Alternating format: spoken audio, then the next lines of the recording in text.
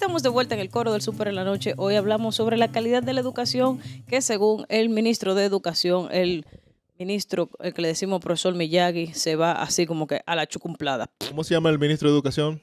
Es Ángel Hernández, pero cariñosamente Mr. Miyagi. El Miyagi. Le ponemos una foto por aquí y por allí para que Exacto, para ustedes... que lo vean. Literal, literal, literal es idéntico a Mr. Miyagi, nuestro ministro de Educación. Pero él, mira, y mire, yo le aplaudo que él sea lo suficientemente responsable y lo diga él. Él dijo, o sea, La educación no sirve. que la educación esa está en el hoyo. O sea, Yo estoy de acuerdo con Dijo eso. eso. sí, o sea, que no. Él lo dijo tal vez con palabras menos, pero literal lo dijo que está en el piso, está estancada, que No no. fue el que le hizo un lío a una gente de que lo iban a recibir, pero que no, pero que sí. Sí, él es muy franco. O sea, yo admiro eso de este ministro, que ha sido una gente muy frontal a la hora de que cuando le cuestionen cualquier cosa de educación, él ha sido muy frontal. Y eso realmente yo se lo aplaudo. Entonces, iniciamos con Carlos Paulino. De tantas variantes que pueden hacer que la educación dominicana se vaya a la verga. O sea, porque estamos mal como una bichuela blandita.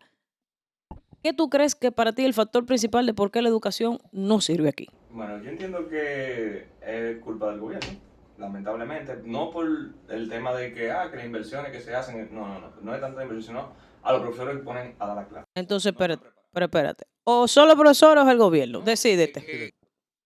Según tú los profesores. Alfredo Clase, de tantas variantes que puede haber para ti, ¿cuál es el factor que falle a la hora de educación dominicana? Para mí, el órgano rector que falla es el ADP. Esa es la El asociación... sindicato que tienen los maestros. Sindicato de los Maestros. Esa es la Asociación Dominicana de Profesores. Ujú. Eso para mí es una mafia. ¿Por qué? Porque, como tú dices, el gobierno está bien. Tenemos el Ministerio de Educación, el gobierno tiene muchísimas ramificaciones. Ujú. Tenemos que hacer un estudio muy, tú sabes, muy a detalle para saber, pero si tú tienes a los maestros, se rigen por un organismo y no tienen vocación de enseñar, porque al menos el tiempo de nosotros, no es que, como tú dijiste al inicio, que seamos eruditos, pero muchos maestros, que yo estoy seguro de que ustedes recuerdan, muchos profesores que tuvieron hasta en básica, a pesar de todo, tenían vocación para enseñar. Ahora, enseñar a un muchacho tiene que ser, uno, bien difícil porque tienen demasiado acceso a la tecnología. Segundo, los profesores son arcaicos, profesores viejos, que tienen unos sueldazos. Y, por ejemplo, están haciendo huelga para que le suban el sueldo y no están enseñando ni nada. O sea, Ujú.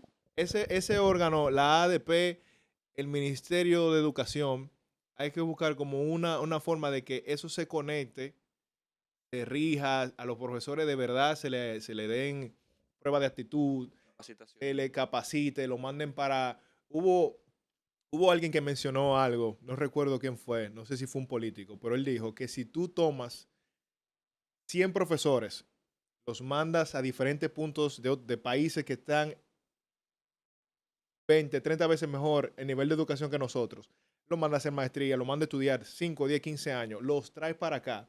Esa persona que viene para acá capacitada Ujú. puede capacitar más profesores, pero si los profesores no se capacitan y solamente están atrás de llenarse los bolsillos, de hacer politiquería, de andar en voto, de andar en que sí, en que el compañero, el que sé yo que, sin importarle al estudiante, aquí la educación nunca va a ir para parte.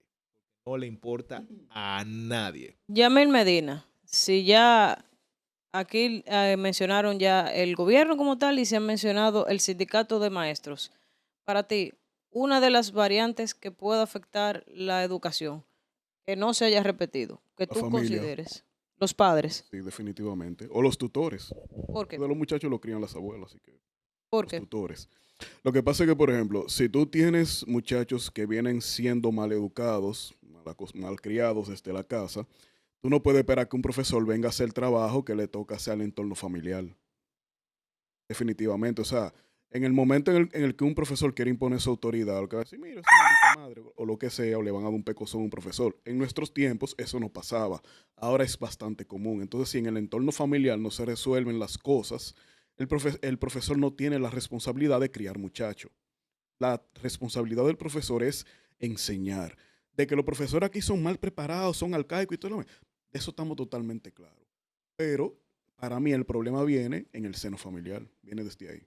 Entonces, ya tenemos los padres, los maestros o el gobierno. Yo agregaré también una adicional que tal vez será la más controversial y yo le achaco también gran parte de la culpa a los propios estudiantes. Y usted me preguntará, pero ¿cómo el estudiante que es el que se ve más afectado puede tener culpa en esto? Y yo digo que sí, porque se supone que en algún momento deben propiciarse las condiciones para que haya, así como hay un sindicato para maestros, también uno de profesor, de estudiantes, que pueda velar por los intereses realmente del estudiante y de gente, estudiantes, por ejemplo, en el caso ya del bachillerato, que se puede impulsar a eso, y de las propias universidades, para que se dé educación de calidad, para que cada vez que, por ejemplo, se arma una huelga de maestros, ellos tengan también la capacidad de hacer presión por su educación, para que tengan sentido crítico y común. Porque en todo este tiempo, señores, yo no he escuchado la primera queja que valga la pena, es decir, la primera queja que sea multiplicada por estudiantes, tampoco por los padres. Los Y la vas a padres oír. un mal día se quejan, la asociación de padres un mal día se Mal día se quejan, quejan. pero por ejemplo, cada vez que hay una situación, tú lo ves y dices, bueno, no están dando clases, pero, o sea, señores, la responsabilidad tiene que ser también de todas las partes que se ven involucradas. Entonces, yo también me digo, me atrevo a culpar también a todas las generaciones de estudiantes que tal vez nosotros simplemente nos quedamos y nos acostumbramos a que nos resten horas de clase de calidad, a que nos quiten el mejor provecho por la educación, porque la educación también es un componente de muchas cosas. Sí. Es un componente no solamente de que el maestro esté en el aula, sino de que la aula esté bien, de que no tenga filtraciones, de que tenga por lo menos un abanico, de que tenga una pizarra. Y da pena que todavía también haya que hablar de ese tipo de cosas, de que hay gente, señores, que está tomando clases todavía debajo de una mata. ¿Tú dirías que hay un cierto boicot para lo que es robar la vocación de estudiar, para que ya tú no tengas ese ímpetu? Porque estoy de acuerdo contigo sobre los estudiantes, porque es un círculo vicioso, la familia, el gobierno, los maestros, Ujú. muchísimos factores. Pero hay muchos estudiantes que a pesar de todo, aunque cojan clase en una mata, Son bajan, excelentes, se sí. fajan. Son excelentes, Tienen esa sí. vocación de estudio, pero eso es algo que no diría que es raro, hay muchos estudiantes que lo tienen, pero se está perdiendo. ¿Tú no crees que dentro de todo eso hay como algún plan No, que no, está matando la dilo. vocación de estudio del estudiante? O sea, que no te interese leer, que no te Ir, Queremos interese bruto para que aprender. vote. ir Ay, exactamente. bueno, Ya, gracias, eso es parte de una gracias. de las tantas cosas que, como tú mencionas, se discute. Siempre se ha dicho que, por ejemplo, en un estado donde no se propicie la educación, le conviene tal vez a las fuerzas políticas del momento para simplemente, pero ahí yo también vengo con otra dificultad. Señora, cuando tú tienes gente que son tan bruta, o gente que de verdad no tiene la más mínima educación, ni siquiera valoran el voto, ni siquiera van a votar porque llega un punto que no les interesa, no le ven realmente el deber cívico, el deber moral, el deber político que ejerce el ciudadano a través de un voto. Señores, cada vez más, si ustedes se han fijado en las últimas elecciones que van pasando en República Dominicana, hay más dejadez a la hora del voto y eso es peligroso. Uno puede tener una sociedad donde, por ejemplo, se gane nada más por desidio, por una minoría, porque entonces donde a mí no me representan y cuando la mayoría no se sienta representada, hay problemas. Entonces, eso también yo se lo achaco al problema de educación. O sea, no conviene realmente tú tener de que a una gente que no, que sea, o sea, que no se eduque. Al Tengo una contrario, mente crítica. al contrario. O sea, para mí como que las dos bandos son peligrosos. O sea, si lo fuésemos a ver desde ese punto de vista, si tú tienes una sociedad elevada totalmente en su capacidad de conocimiento, tiene un conocimiento crítico muy amplio, pero si tú tienes una que no sabe ni siquiera por qué 2 más 2 son 4, entonces simplemente va a vivir así como una salvajada, como los animales, y podemos caer en cosas peores, entiendo yo. Entonces, son cosas que sí, como menciona Alfredo, es como un círculo vicioso de circunstancias que afectan lamentablemente, pero entonces hay que ver por dónde se va a agarrar, como dicen, el chivo por los cuernos, porque que si no, no vamos a fuñir, señores. Siendo honesto contigo, a mí, honestamente, de corazón les digo que eso a mí me entristece mucho. ¿Por qué? No por el hecho de tú querer ser el más moralista, el que más, no, el más patriota, no, no, no. Sino que cada quien tiene una etapa, cada quien tiene como un ciclo de vida en el cual tú aprendes muchas cosas, no, Ujú. no pasa todo, toda la gente que va creciendo en la adultez. pero la gente se está perdiendo de adquirir conocimiento más allá de lo que pueden hacer. Es como que le están limitando las capacidades para encajarte a ti en un sitio. Eso es lo que tú vas a hacer hasta aquí que tú puedes llegar. Ya. Tú quieres hacer otra cosa, sea artista, sea dembowcero. Tú quieres otra cosa, ponte un negocio. OnlyFans. Un negocio, pero el gobierno te va a meter impuestos hasta por el hoyo del... Sí. OnlyFans de pie, eso está bien. ¿Entiendes? Ponte a hacer disparate en Instagram, ponte a hacer vaina, lo cual no está mal. Pero gente que aquí hacen proyectos en la NASA, eso sale poco en la noticia, eso no a nadie le importa. Gente que se van la arqueóloga, cosas así, la llevan a la radio, pero eso no se fomenta, no se trae a ese profesional, no se le trae, le dice, mi hermano, mira, da un masterclass aquí. Enséñale a todos estos guanajos que están en esta aula cuál es la vocación de estudio, porque que no tienen Sí. esa aula, no tienen esa butaca, no tienen ese libro. Y para colmo, puede que tengan un profesor que le está mentando la madre el día entero, diciéndole a él que no sirven para nada, que son menos que nada, que son un desperdicio, un Sí, despojo, pero como quieres, eso no es justificación. Por ejemplo, yo tuve un profesor de inglés. Él se llamaba, si no me equivoco, Julio César. Y lo voy a decir porque voy a aprovechar para desahogarme. Y Julio Y que, César. atención, Desahogo. zoom aquí. Yo siempre tengo que desahogarme. Ya tú sabes, le pones la cosita. Yo tuve un profesor de inglés que se llamaba Julio César y él daba clases en el colegio Nuestra Señora de la Fe de día. Entonces yo recuerdo que en ese momento estaban pasando muchas cosas difíciles en mi casa. Ujú. Creo que mi abuelita se acababa de morir también, no hacía mucho. Paz Y yo no descanse. tenía lápiz. Y ese día él se antojó por dar un examen sorpresa. Y él agarró y yo le estaba pidiendo un lápiz a un compañero. Y dice, usted vino sin lápiz.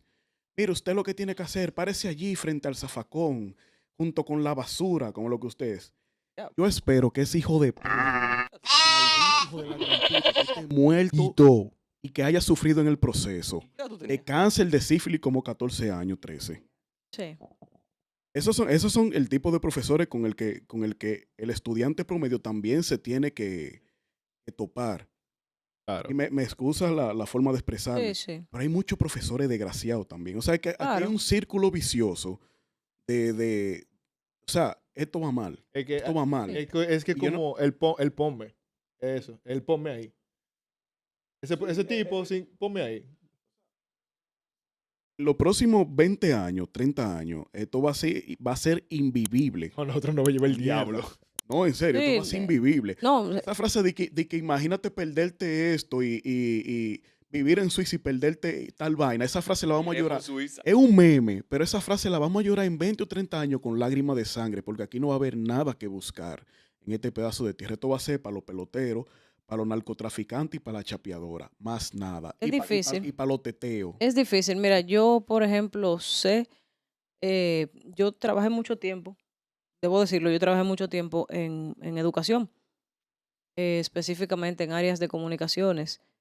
Y sí, yo también tuve experiencias muy malas con profesores, gente que te hablaba mal, gente agresiva, pero así también yo recuerdo profesores muy buenos y eso es algo que yo siempre defenderé. Yo tuve la dicha de tener especialmente profesoras y profesores hasta la universidad, que yo los considero, si lo veo en la calle, le doy un abrazo y lo puedo considerar un segundo padre, una segunda madre, porque tuvieron consejos para mí, tuvieron momentos en los que me ayudaron a pasar tal vez cualquier dificultad, por simple que pudiese ser tal vez el problema de un adolescente o de un estudiante. Yo tuve esa dicha. Yo quiero pensar que todavía hay muchos profesores así, pero lamentablemente en nuestras sociedades lo malo hace más bulla.